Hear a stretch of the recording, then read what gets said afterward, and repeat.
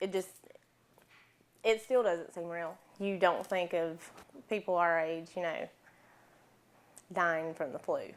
Friends since high school, Lori Gones and Erica Carden stayed close over the years. Erica was just amazing.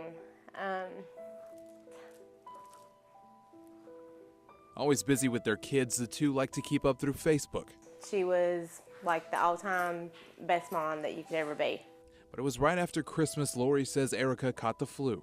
It put her in the hospital, but Lori fully expected her friend to be back on her feet soon. I don't think she had a flu shot. It seemed like she was doing better. And then it was maybe 2 or 3 days after the last positive post that things started to go back downhill again. And within days, on January 12th, Erica passed away. Just a total shock. I always told her all the time that she was one of the strongest people I ever knew. She was just 39 years old.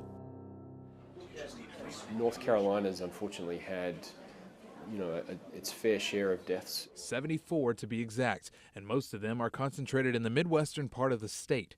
But more surprising than the where is the who. The average age of admission was under 30. Last year in our state, the majority of flu deaths were senior citizens. But look at the major shift in this year's numbers. More 25 to 49-year-olds are dying from the flu than any other age group. Dr. Cameron Wolf studies infectious diseases and says part of the rise is the strand of virus. This year, the first big thing is that it's been a real reversion back to H1N1. Also known as swine flu. But why the young and healthy? Dr. Wolf says it's hard to tell, but it seems many older patients have seen H1N1 before, giving their immune system a better chance to fight it off. But he says another striking detail. People who were the most unwell actually tended to be, here at Duke at least, the ones who were not vaccinated.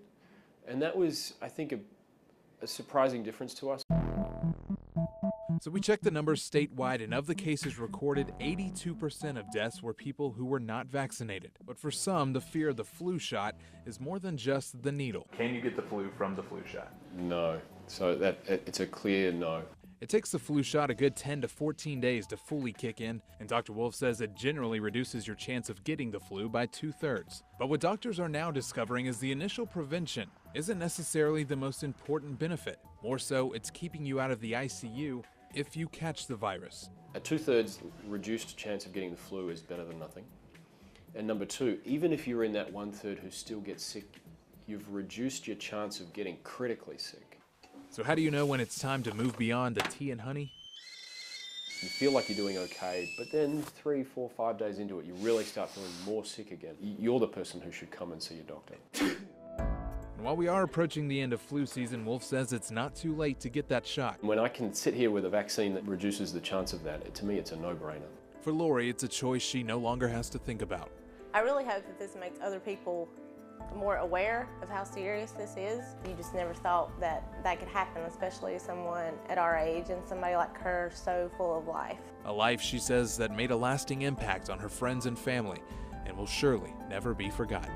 I believe that she's looking down on them. Jonathan Rodriguez, WNCN News.